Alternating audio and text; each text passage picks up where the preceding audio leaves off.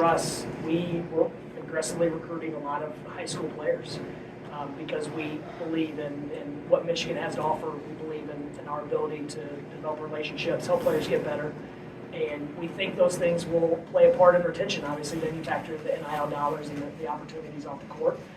So I guess it might be, I don't know what the word would be, but we might be a little bit naive, but we think we can continue to help guys get better and retain talent. So for us, it's not just 1 year, but obviously we always have to be one eye looking towards the future while the other eye looking towards the very near future. Yeah. You guys have a pair of exhibition games in the next week or so. What does a successful week look like in that regard in terms of questions that you guys want to answer? Anyway, the first thing with Oakland is we know that they're going to play extremely aggressive and hard against us.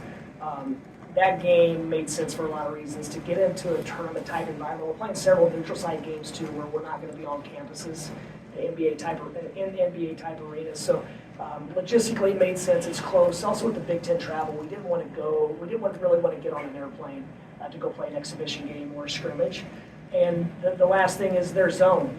I think we weren't playing Oakland right now. We probably wouldn't have any zone concepts in. We probably wouldn't be familiar or comfortable with zone. We would be so focused on all the other things that you see 90 to 95% of the time. So it allows you to get a segment of the game in early, and then I guess the reps will cause comfort. Typically, you want to play this game in a closed scrimmage so you can play longer than 40 minutes and you can get more reps. And you're more focused on just development, but obviously in front of our fans, we never want to lose. So there'd be more of a competitive spirit, I think, than there would be in a close scrimmage. Was there at that table with Reiner? Yeah, how do you balance I guess, when you were assembling this roster, obviously you had to basically, put together a whole new roster, but how do you balance the short-term goals of what you want to accomplish this season with the long-term, vision? And is it possible that you have to make sacrifices one way or the other, to accomplish both goals? You definitely have to. There's give and take, and so until we've seen our young guys do it in games, you never really know. You're simply projecting the future. You're making bets based on this or that. So it's tough. But we just feel like we continue to add really good players who have great character and have the basketball attributes that we appreciate: the toughness, the skill, the shooting, the unselfishness. Then it's our job to figure it out. There's going to be problems. We're going to have some bad performances, but it's going to be our jobs as coaches, probably number one job, find solutions to those problems. And right now, we don't know what we can anticipate what several of them will be. We think we know what is going to give us problems this year, but you never know for sure. You never know how you guys are going to respond. So, but it's a whole different dynamic. But we can't. Once again, it's one of those things where it's all new, so we don't know. There's not like there's 5 or 10 years of market research and data on how to do it the best way. There's literally a few months of this team's taken 7 transfers, this team took 9, these guys were successful, but there's not really any cause or effect. It's just taking all the information they have. But, we just want the same profile player in our program. If they happen to be first year, third year, fourth year, whatever the case, then we feel like we can adapt.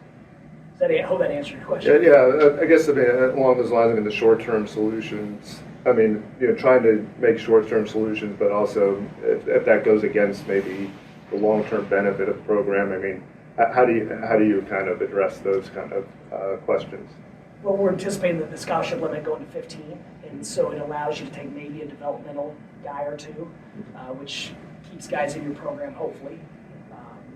But you try to recruit as many guys as you can that you feel like are good enough, and then the guys that have proven they've done it in the games before, you got to give them a little bit of an upper hand, and then hopefully hold a couple spots for the spring in case you're not injuries or you're incorrect with some assessments, and then you do the best you can.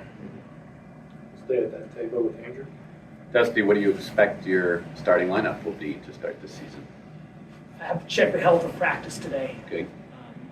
Obviously, I think 3 or 4 guys we expect to be in that lineup, and then there's still a couple more based on practice and health and lineup combinations. I do think this team I think we have a group that we might see a number of different combinations. Like I said, I look at 8 or 9 guys as starting quality players.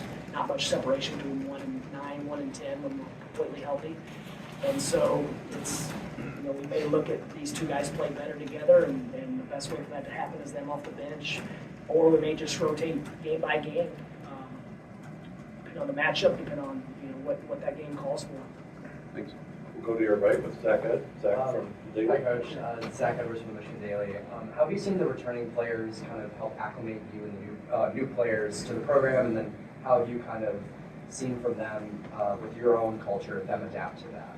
I can't compliment those guys enough for how important they've been in recruiting, how important they've been just helping the staff get acclimated as Tom and Lisa and everyone is trying to help us avoid spending the time on things we don't need to be spending time on. But Will, more than even the intangibles of what they've helped with in recruiting and logistically, like those guys have played well. And Will and Amari, they performed at a high level in practice. They bring a different element to our team that we probably didn't have if those guys didn't stay with us. So we're very, very fortunate that they chose to stay here and they love Michigan, and that's another thing that it's contagious. That until you see the pride of the program and feel it, you don't know. And those guys have both talked about it extensively, how much it means to wear that name. So we're extremely excited to go through the season with those guys still being a part of Michigan. Coach on your left with Tony. Yeah. Hey, Dusty. So you have this whole vision as you're putting all the different pieces together, right? And then throughout the summer, we've asked you, you're like, well, I got to see it. I understand that, of course, it sounds like there's been some banged up pieces, but what have you liked about the way things have come together, and what are you saying, like, all right, time's kind of ticking, we got to make sure this part fits together? And I'm not avoiding the question, but we have a really small sample size. In that sample size, the groups that we thought would click well together have clicked well together. They've found ways this summer to stay out of the big guys have found ways to stay out of each other's space and play off of each other. Defensively, I feel like in the last week we've taken a step forward with the level of intensity that's required. It's there's a different level of pace in the summer and there is in the fall, and you forget how difficult it is to win possession in the summertime. You forget how tough it is to win a game, a four-minute period, let alone a Big Ten game. So we haven't had there hasn't been any instances where we thought, man, this would work, and it hasn't, but we don't have a very big sample size. So, but no, I guess immediate fires as of now. And you mentioned the defense. I mean, I think we're starting to get a sense of what you want to do offensively with no one primary ball handler. I guess what's your main defensive philosophy? What is acceptable? Contain the bounce and stay on balance, and therefore you're a good rebounding team. If you can do those things and get 5 guys pursuing a rebound in possession, then that starts our break, and that's another reason we need multiple handlers, because we don't want to have to outlet it. Now our centers have notoriously been poor defensive rebounders, but it's more just the emphasis on our guards and forwards to go get it. So you have a guard with a running start who can see the ball, fighting in a big, usually fighting another big, and so it's just kind of a byproduct of how we play. But defensively, I mean, it's intense, but we've got to be able to guard the basketball. With the way we play schematically, guarding the basketball is paramount. Staying right up with Alejandro. Dusty, with revenue sharing coming to college athletics, Ward has talked about those initial conversations happening. Have you had conversations with him, and what do you hope to get out of revenue sharing when that arrives? We've discussed it, but before there's a concrete answer, and even all my questions are usually prefaced with, I'm not going to hold you to this, but what do you think as of today it's going to look like? And most of the answers are it's still too early to tell. There's people working on that because you don't really know. There's a couple of different directions it could go. What are we looking for? We'd like to have one of the top budgets in the Big Ten and in the country, and have the ability to retain our roster and help attract other high-performing players and driven players. But no, there's nothing concrete, but we've had several discussions. We'll go back to Andrew. Dusty, I don't want to get anybody in trouble, but I think one of your assistants said that early on. You said in the building you were talking Final Four. You weren't saying just like, let's settle with just making the tournament. What are your expectations for year one?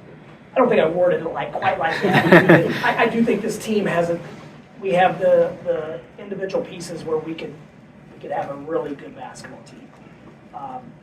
Obviously, as we all know, once you get to the tournament, the matchups, the breaks, the health, all those things play a factor. But we're a confident group. These guys, like I said, most of them come from programs that they won a lot of games and won championships and things like that. So I don't think they came here to take a step back and not compete for those same championships. But once again, the talk is the talk and the play is the play. Right in front of Blake. You mentioned you guys are a work in progress, January, February, maybe when you hit your stride, all these new pieces come together and playing a different type of offense that you run. Has there been clunkiness and all growing pains as you guys have kind of gotten up to speed? There's been, yeah, absolutely. There's been clunkiness on both sides of the basketball. There will be as new problems come up in game situations, but our guys have bought in and embraced the plan, the style of play that we want to play. In other words, a little bit of a style of play. It's guys sharing the basketball, cutting for each other, moving for each other, screening for each other, taking what the game gives them. All those things, we do feel like our guys have embraced playing that way and staying away from the individual side as much as young players can. Staying on your right with James. Going back to defense, I guess, who are you looking at in the tone setters? Obviously, usually your bigs, your rim protector, and your guards can really impact the energy of possessions and games just out front, guarding the basketball, being disruptive. Ruben Jones, is a lead defender. Vlad Golden was a lead rim protector. Trey Donaldson has a big upside defensively. So those are the guys that jump out. But Roddy Gale and Namari, they've been great positionally. Danny Wolf's been solid. Will Cheddar, if we can keep him from the unnecessary fouls, he's been a good defender. And we need him to be really good this year. So those are the ones that jump out. Stay on the right with Sam. It's in a lot of mission daily. Dustin, you talked about the part of the program, the returning players. What does it mean to you personally to be the one that's brought into this program now? It's an honor just to be coach of Michigan. But I personally, I don't look at it as it's my responsibility. There's a great team of coaches and staffers around me, and we've brought in guys that have a lot of pride in this program. So I feel like it's a cumulative effort. It's a responsibility of us all. It's on me to set the tone and go in the right direction at all times. But it's a joint effort to get this program back to where it needs to be. Coach, you're going to go back to the back of the right here. Yeah, how much do you view this, you're kind of like solving a puzzle, and is there some kind of invigorating aspect for you to kind of, work through something like this where, there is somewhat of a discovery phase here? Yeah, it's fun, it's new, and we've discovered some things about players that maybe they just weren't in the right the situation to do certain things in their last program, whatever the case. It's been fun just to get to know new guys. I mean, obviously we've been very busy recruiting and traveling, so we haven't been with them as much as we typically would be as you build a program. But we're excited to go on road trips with our guys and spend 48 hours extensively with them and things like that. But as far as energized, to see these guys really go out of their way to support each other and try to share the ball and help each other. It's been fun to watch. And what metrics do you think are particularly applicable to this team, the metrics that you're kind of focused on, specifically tailored to this roster? Well, we shoot the ball well, and we're big. I don't want to say we're a really good rebounding team yet. We're not. We probably made some errors this summer and some things we were focused on that probably aren't going to work out as well as I had hoped. So turning the basketball, you can shoot it well, you can rebound it. The Achilles heel is turning it over. We have been a little bit loose with the basketball, but that's to be expected when we play at the pace we are every day. I mean, I don't think we've ever implemented this style and didn't turn it over a lot earlier just because everything's moving. It's like listening to a podcast in 2x. It's just going a lot faster, so you're obviously not going to retain the same amount of information with 1x. And so we're not overreacting to that. If it's still an issue in 5 or 10 games, then we might have to change some things schematically. But for the most part, that's to be expected. And so it just, we have to be patient with that and make sure that they're learning through film and learning from those mistakes. Chris? You talked this summer about the shooting. You wanted to see them live. How have you gone in terms of those numbers? Are you reaching those goals? Yeah, we've shot well. Not quite as well as I thought we had, as we would. I got a report last night, and we take out late shot clock threes in the last 3 seconds of the clock. We don't really evaluate that right now in the scheme of our team building. But we've shot it well. Catch and shoot threes. We've generated good shots. And a good percentage of them have been open threes, uncontested threes, which is what we take pride in. But then, like I said, the flip side of it is then you're wondering if you're just not guarding or if you're not closing out well. So that's always the dilemma in preseason. But yeah, we've shot the ball well. We have a good shooting group. And then your better teams usually have those alphas that kind of take teams on their back. Have you identified any of those guys yet that really kind of stepped up as leaders in that really goal? I do think that was a little bit misconstrued about our teams before. We had some guys that weren't our most productive players that were the leaders of our team and had the locker room. Yeah, we have a few. I mean, I think Will Cheddar, I don't think anyone in this room expects him to lead us in scoring, but he's had as big of a role as far as leadership, modeling behavior, being a voice, sharing his experiences in this conference. You know, a lot of us are new to this conference. I've been to this conference in a while. And so he and Namari and Jason and a few of the other guys have really helped just, you know, when we don't call fouls in practice, Ronnie yells another one, then we just remind the guys that we don't know how the game's going to be called, but the Big Ten's notoriously physical. Big Ten and Big East, they call less fouls. So we've got to be prepared to play through that. But yeah, Will's the one that steps out as a guy that's really had a strong voice. We'll go back with Steve. Dusty, what do you know about coaching Michigan now that you didn't know when you took the job? And also if you could touch on your relationship with John Beeline and how that's impacted. What I didn't know now, or what I know now that I didn't know then, man, that's a great question. Because I held this place in such high regard, and so I'll get back with you on that one. I've learned a lot about Michigan and the people that are associated with it. There's not one thing that jumps out, because like I said, I revered this place from afar. And as far as Coach Beeline, I mean, I lean on him for advice, even as much as he's shared where I should get my haircut and things like that, just to try to help make my life simpler. We have a very cluttered lifestyle as coaches, especially taking over a new program with the work that we need to put in. But I spoke with him yesterday, and it's leaning on him for, you know, what was your thought process here? How did you respond to this? Why did you do this? What was your thought process here? Just obviously the game's changed and the profession's changed, but I don't think he's given me an answer where I didn't think, yeah, that makes a lot of sense. I can see why you're going to be in the Hall of Fame before you're done. Go back to Keller. Dusty, obviously you mentioned that it's a small sample size, but the adjustment from high school to college can be a lot, especially for guards coming in. You got a 3-person freshman class here with LJ, Durrell, and Justin. What have you seen from them so far, and do you feel like they've adjusted with this team so far in terms of like learning new things and learning on the fly and everything like that? Yeah, they have. I'll start with Pippen, and Pip probably got off to the best start. The first couple weeks that he was able to work out, he looked like a seasoned vet. He was tough, he was poised. You would think he's a 5th year, you think he's a 6-year senior that's had a couple of medical red shirts as far as his pace and the way he plays. And he hasn't practiced much since he had a medical procedure. He'll be back very soon. And so we haven't seen him a lot of him.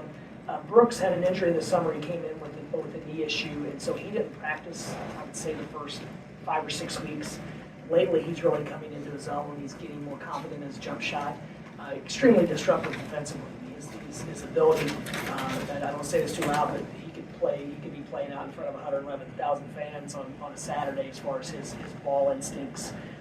He just brings a lot to the table. I think he's intangibles. He's a great teammate. I don't think there's been 1 minute of a practice where I haven't thought, man, I love coaching Fat. He's that type of guy. And he started to play much better recently, as I said. Kaysen has been a real bright spot. His durability, I don't know if he's missed a practice yet. Or how many workouts we've had practices, he's performed at a high level. And to be honest, his ability to create one-on-one opportunities is what he does best. And even though we don't play like that a lot as a group, when teams switch and bog you down, you need somebody that can create that advantage on their own. And he's been as good as anyone on our roster at creating offense. He shot, I think he's shooting almost 50% off the bounce from 3 over whatever it is now, 30 to 50 practices on a pretty big sample size. So you never know if they can do it in a game, but he's a guy that's very confident. He won state championships in high school. He was in big time games in the AU circuit, and so past performance, I guess would predict that he's going to be ready to help us as a freshman. Stay right there with Jake. Hey, Dusty. These are playing a lot of tough non-conference opponents that you're getting Big Ten this year. Were these matchups largely you're doing, or are they kind of predetermined? And in some of these matchups where you're doing, what's kind of the benefit of playing so many tough teams like Arkansas, Oklahoma, and Virginia Tech before you get into this conference Big Ten play? It's more of a confidence in our group. I think we inherited the Fort Myers tournament. You know, the MTEs are usually playing well in advance. Other than that, I think we scheduled every other game. We had a blank canvas. To be honest, we have confidence in our guys. We felt like an older group like this, once they want to play in big games. We wanted Michigan to be back on national television, playing in historic environments like MSG, and then playing quality programs. Wake Forest is picked in the top 3 of the ACC. TCU is, if anyone knows anything about Jamie Dixon, then the guy just finds a way to win almost every single year at a high level. And just going back to what we changed our philosophy 3 or 4 years ago, where we just felt like the teams that really scheduled aggressively early, they improved. They were challenged, they were exposed, their warts were out in the open, and they stayed the course, and they improved because of all that. And you might take some hits early. I think I've seen several of the metrics where we're top 5 schedule in the country. Do we intend to be one of the best, toughest schedules in the country? No, but we definitely wanted to play Arkansas and Wake Forest and those guys, and it's going to be fun. It's going to be challenging. It's going to test our resolve because some of those teams are physical, they're tough, but like I said, it's more with having confidence in the guys that are talking about. Back over here with Tom. Yeah, Dusty, you talk about Will being the alpha guy. Is there a go-to guy on the offensive side of the ball? Michigan's been lacking this in the last couple of years, and is Roddy Gale from Ohio State, we've seen him play. Would he fill that role potentially, or any others? Roddy he's definitely capable of being that guy on any given night. He's performed incredibly well the last few weeks. He's played at a high level. Danny Wolf is another guy. And a lot of it with us is the matchups, is to create the advantage and then playing off of each other. We don't really want to get in, we don't get into a lot of situations where we just throw it to a guy and expect him to go get us a basket. Because usually he's playing with 4 other guys, and we just think that's the least efficient way to play. But then, without a doubt, we could throw it to Roddy on an elbow. We feel like he can go get us a basket, and we will do that some. But yeah, that's a great question. Vlad down low, if we can find a way to get him one-on-one coverage in the post, he's a go-to guy. But yeah, Roddy's been someone that if we can get him the ball in space, he's been able to convert. He gets to the foul line. He's shooting the basketball well. But that would be very realistic to say that Roddy's that guy in the last 2 minutes of the game to get him the ball. He can get us a basket, or a shot clock, or whatever. Back to Ryan. Yeah, a lot is made of the Big Ten style. Do you feel a need to adapt to that, or is it as much of a thing because obviously you're the Big Ten's incorporating 4 new teams, from another part of the country? I do think it'll be a little bit different because the officials, there'll be a West Coast group of officials officiating, and that league was a little bit different. And but we're going to adjust to how the game's being played. Obviously, the size, strength of the Big Ten is part of the culture of the league, and justified or not, it doesn't matter. But yeah, we do feel like we're going to have to, and you play with great physicality. We do feel like you can always pull it back a little bit and play with less physicality if you need to. But we don't feel like we're one of the more physical teams in the Big Ten. That's one area of concern is physicality. So we're addressing that, and without a doubt, we can always pull it back if we're fouling too often.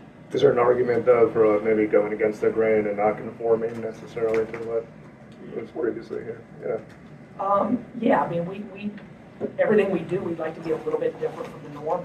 We want to play a little bit faster. We probably want to shoot a few more threes. We want to switch a little bit more. Whatever the case, do something different that teams don't see every day.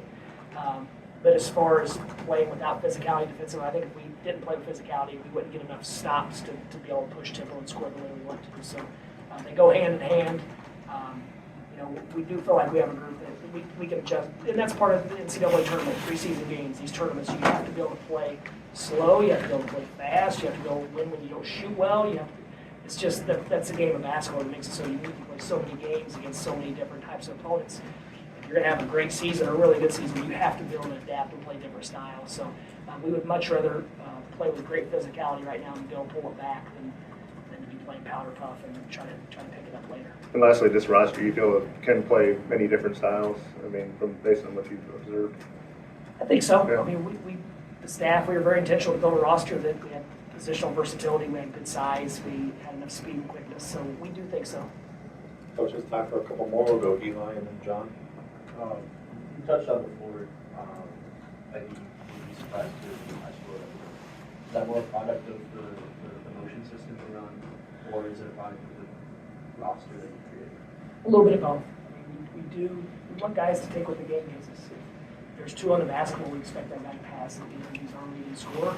But we also believe that because we're putting good shooters over there and over there, that he's got a lot of trust and faith that he's going to make the right play as well. So I do think it's a product of how we're built. We didn't go sign anyone that got 25 a game at a lower level because we do value the team game and we enjoy coaching when everyone's doing it together and everyone's involved. We don't really have guys stand in the corners for 20 to 25 seconds because we do think these young guys want to be involved, not necessarily shoot, but they want to be involved in the game.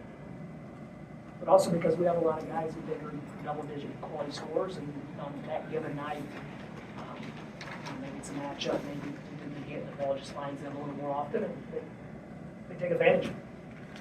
Over here with John.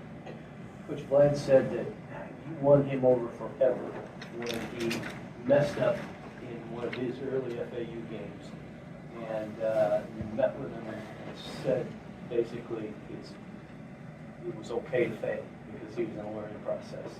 Can you talk about the psychology of picking your spots in those sorts of situations and working with guys and being tough on them?